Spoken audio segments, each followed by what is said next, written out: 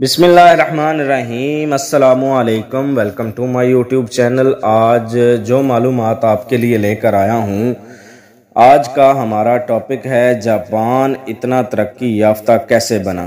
Japan کی ترقی کے پیچھے ایک اہم راز مضمر ہے، جو کہ جاپانیوں کے وہ رویے ہیں جن کی وجہ سے یہ لوگ آج پوری دنیا میں قدر کی نگاہ سے دیکھے جاتے ہیں۔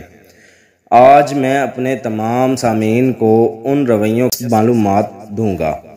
جاپان کے اسکولوں میں روزانہ 15 منٹ تک تمام طلباء اور اساتذہ مل کر اسکول کی صفائی کرتے ہیں تاکہ ان کی نئی جنریشن کو صاف ستھرا رہنے کی عادت پڑے۔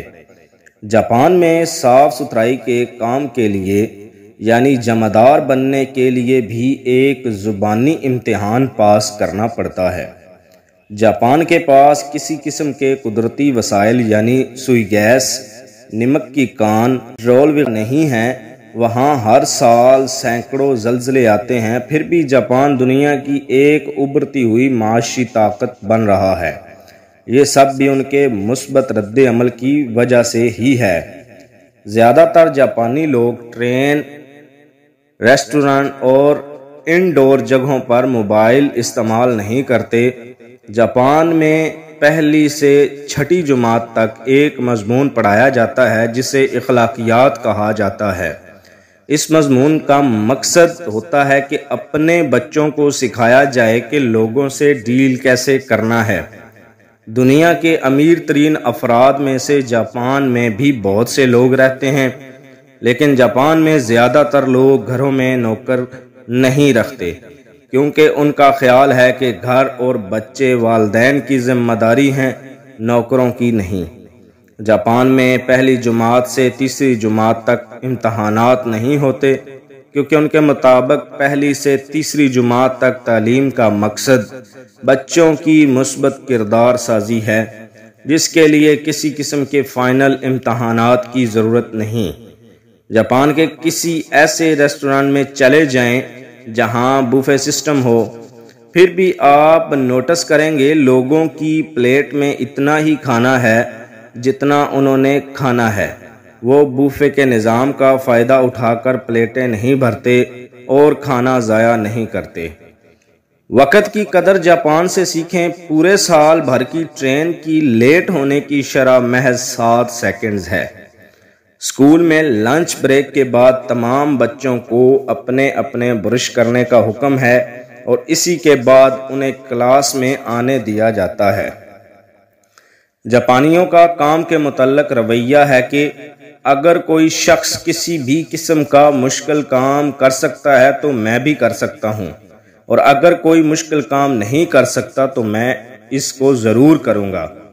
جبکہ پاکستانیوں کا عموماً اس سے الٹا ہے، اگر کوئی مشکل کام کر سکتا ہے تو اس کو کرنے دو، مجھے کیا لینا دینا اس مشکل کام سے۔ اگر کوئی مشکل کام نہیں کر سکتا تو میں بھلا پھر یہ کام کیسے کر سکتا ہوں۔ یہ پاکستانیوں کا عمومی رویہ ہے، ہر ایک کی بات میں نہیں کر رہا۔ اگر ہمیں بھی ایک ترقی یافتہ قوم بننا ہے تو اپنے رویوں میں ہمیں بھی تبدیلی لانی ہوگی، اور یہ آپ کو اپنی ذات سے شروع کرنا ہوگا۔ دوسروں پر تنقید کے بجائے اپنے اعمال اور رویوں کو بہتر بنانا۔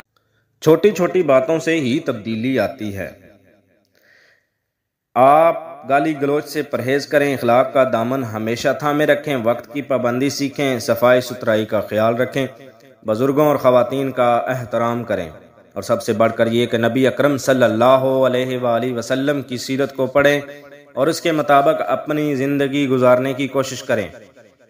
آپ خود بخود ترقی یافتہ اور مہذب ہو جائیں گے۔ محبتیں بانٹیں، نفرتیں نہیں، اور ایک دوسرے کی بات کو برداشت کرنے کا جذبہ اپنے اندر پیدا کریں۔ موجودہ سیاست سے ہمارے دلوں میں نفرتیں بڑھ رہی ہیں۔ کوئی اپنے لیڈر کے خلاف تنقید برداشت نہیں کرتا اور دوسرے لیڈر پر گالیوں کی برسات شروع کر دی جاتی ہے، جس میں سراسر غیبت اور بہتان شامل ہوتا ہے۔